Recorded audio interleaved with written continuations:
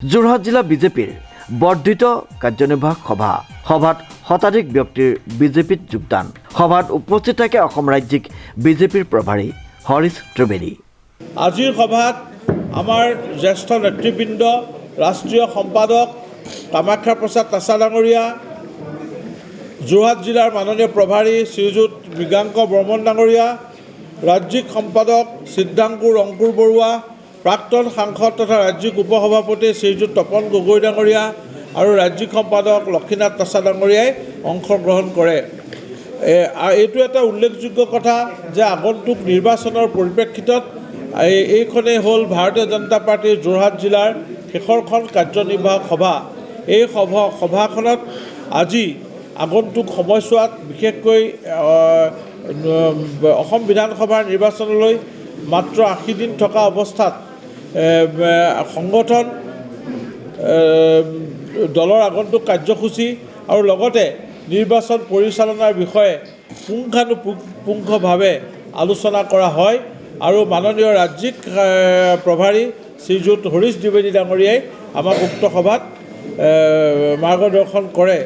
আজিৰ এই কাৰ্যনিৰ্বাহক সভাত এটা ৰাজনৈতিক প্ৰস্তাৱ উত্থাপন কৰি বৰ্তমান সমকালীন ৰাজনৈতিক পৰিস্থিতিত, সাম্প্ৰতিক ৰাজনৈতিক পৰিস্থিতিত অসম চৰকাৰক ধন্যবাদ জ্ঞাপন কৰা হয়। বিশেষকৈ যোৰহাট জিলাখনৰ বাবে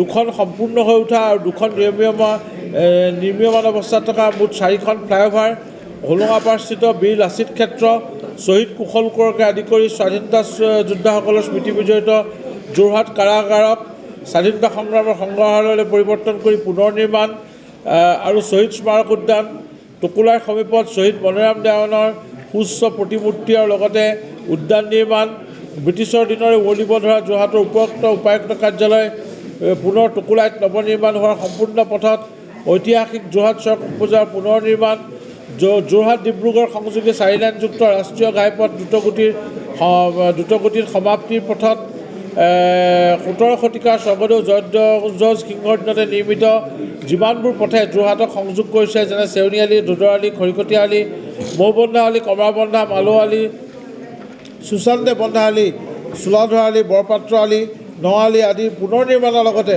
সৌন্দৰ্য বৰ্ধনৰ যি প্ৰকল্প গ্ৰহণ কৰিছে তাক আজিৰ কাৰ্যনিৰ্বাহক সভাই তাৰ বাবে অসম চৰকাৰক ধন্যবাদ জ্ঞাপন কৰে।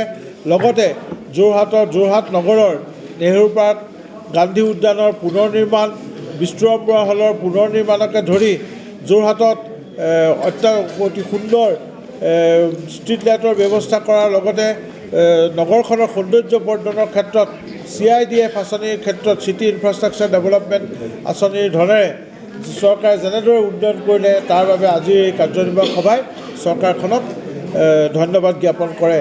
আজিৰ সভাত আগন্তুক নিৰ্বাচন সুচাৰুৰূপে পৰিচালনা কৰিবৰ বাবে এখন জিলা নিৰ্বাচনী সমিতি কন্দৰ্প বৰদলৈ ডাঙৰীয়াক আহ্বায়ক হিচাপে লৈ আৰু লগতে চাৰিওটা বিধানসভা সমষ্টিত 4খন বৃহৎ আকাৰৰ বৃহৎ কলেবৰৰ নিৰ্বাচনী প্ৰবন্ধন সমিতিও আজিৰ সভাই গঠন কৰি দিয়ে।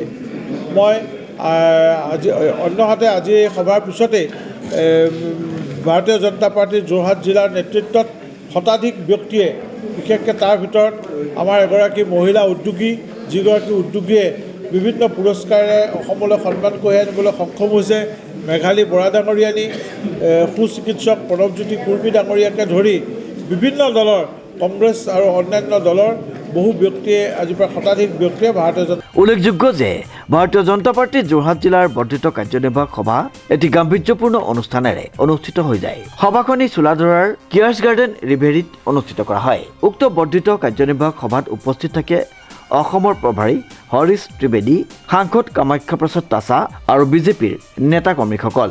লগতে শতাধিক ব্যক্তিয়ে বিজেপিত যোগদান কৰে উক্ত অনুষ্ঠানতেই। শ্ৰীমন্ত মাধৱ বৰুৱাৰ ৰিপৰ্ট, নিউজ নাও।